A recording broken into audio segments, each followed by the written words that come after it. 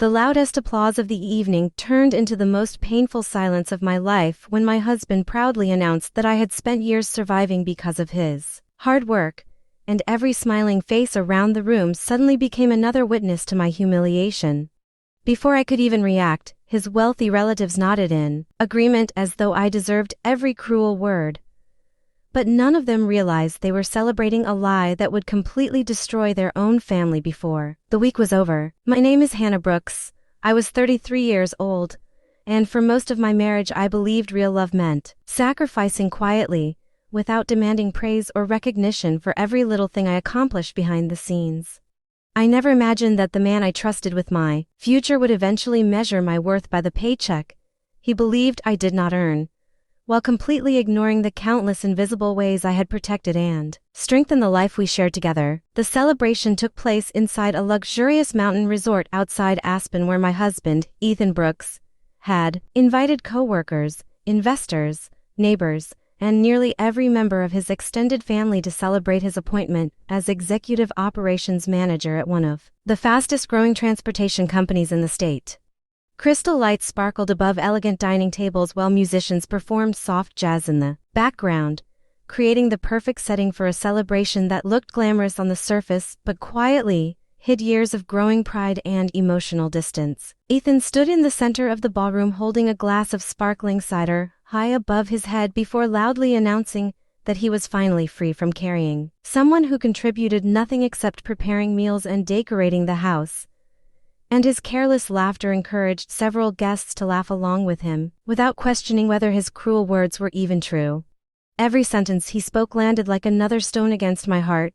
yet I remained completely still, because deep inside I already understood that arguing with someone blinded by arrogance would only give him another opportunity to embarrass me. Before the uncomfortable silence could settle across the room, his mother, Margaret Brooks, confidently walked toward me carrying a neatly organized folder and placed it directly in front of my untouched dinner plate while wearing the satisfied smile of someone who believed victory had already been secured. She calmly instructed me to sign the divorce agreement immediately because, according to her, successful families should not be held back by people who lacked ambition. But neither she nor anyone else in that ballroom had the slightest idea that I possessed a secret capable of changing every single one of their lives forever. I quietly opened the folder, slowly read each page without showing a single emotion, and signed every document with a steady hand while the people around me exchanged satisfied smiles because they believed they had finally removed an unwanted burden from Ethan's life. As I gently placed the pen back on the table, I wished them a pleasant evening with a calm voice that confused everyone in the room. Then I walked away without looking back because my tears had already dried. Long before that unforgettable night, during the drive home, memories of the early years of our marriage filled my mind, reminding me of the kind and humble man Ethan used to be before promotions, expensive suits, and constant praise slowly changed his personality into someone I barely recognized anymore. He once thanked me for every meal, celebrated every small success we shared together, and promised that we would always face life as equal partners. But those promises gradually disappeared as his growing ego convinced him that money alone determined a person's value. Every evening after Ethan returned from work, he would complain about exhausting meetings and difficult clients while barely noticing that I spent countless late nights sitting in my home office working quietly on projects that demanded just as much intelligence, patience, and determination as anything he accomplished during the day. Whenever he casually asked what I was doing, I simply smiled and told him I was finishing work for a private consulting business, and he always laughed before calling it a tiny hobby that probably earned enough to buy coffee each week. What Ethan never understood was that my quiet schedule had nothing to do with freelancing because years before our marriage I had founded an advanced software company called Horizon Matrix, then stepped away from public attention after appointing trusted executives to manage daily operations, while I remained the majority owner behind the scenes. I valued privacy more than recognition and believed keeping my identity confidential would allow us to enjoy a peaceful marriage built on trust instead of competition. But my silence accidentally encouraged Ethan to underestimate the very person protecting his future. Just 1 month before his promotion celebration, Horizon Matrix completed the acquisition of the transportation corporation where Ethan proudly worked, and every major executive decision, including management appointments, eventually required my final approval before becoming official within the company structure. When I reviewed his performance reports, I genuinely smiled because his achievements deserved recognition, so I personally authorized his promotion as a surprise gift for the man I still believed loved me, never imagining he would use that very opportunity to publicly destroy our marriage the first chance he had. The morning after the party, I woke before sunrise, brewed a quiet cup of coffee, and looked out across the city skyline knowing that one painful chapter of my life had finally come to an end while another was about to begin with complete honesty and confidence. Instead of feeling bitterness, I experienced an unexpected sense of peace, because I no longer had to hide my accomplishments or pretend to be less capable just to protect someone else's fragile pride. At nearly the same moment,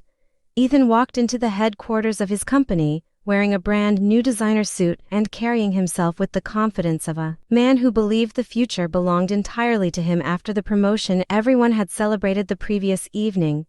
he expected handshakes, applause, and congratulations from employees throughout the building. Yet the unusually quiet atmosphere immediately unsettled him because people avoided eye contact while whispering nervously to one another. Ethan finally approached his executive assistant and demanded an explanation for the strange behavior filling the office, but instead of congratulating him, she stared with genuine sympathy before slowly handing him an urgent company memorandum that had just been distributed to every department. She quietly asked whether anyone had informed him about the ownership transition completed several weeks earlier, and the confusion on his face quickly replaced the confidence he had proudly carried through the front entrance only moments before. As Ethan continued reading the document, he learned that Horizon Matrix had officially become the parent corporation of his employer through a confidential acquisition that completely reorganized the executive leadership and transferred final authority to an entirely new board of directors.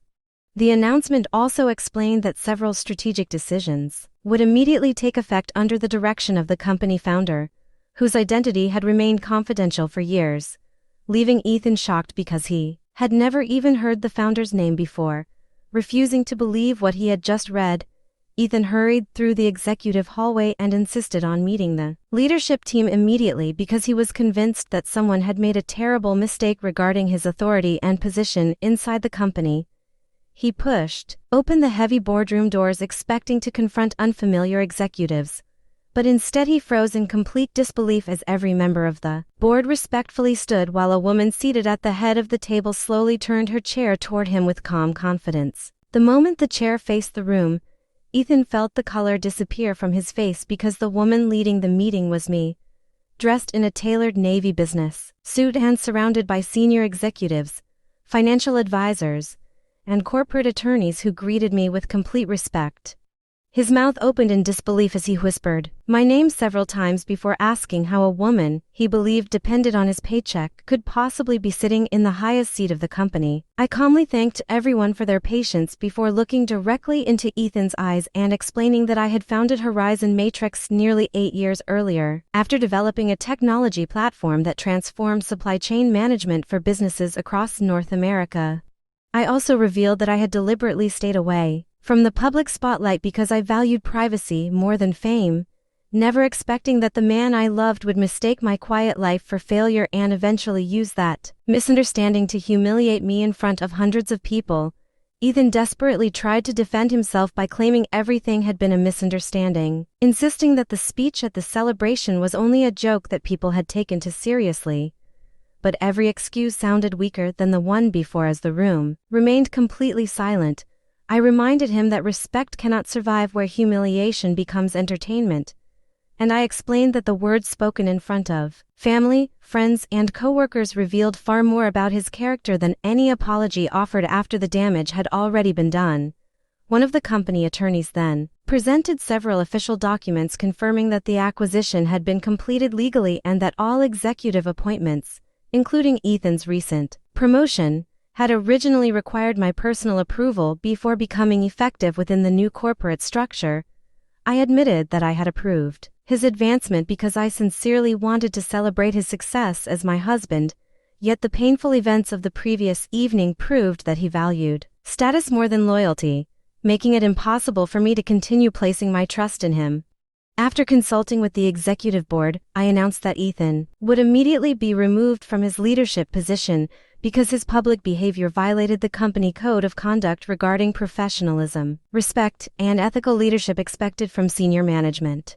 Security staff politely escorted him from the boardroom while the remaining executives continued discussing the future of the company, and as the doors quietly closed behind him, I realized that true strength is never measured by the power to embarrass someone but by the courage to finally stand up for yourself after years of silence. News of the boardroom meeting spread across the business community within hours,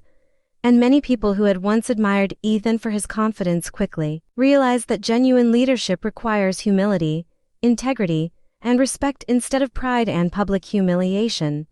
Meanwhile, his mother desperately contacted lawyers, hoping to challenge both the divorce agreement and the corporate decisions.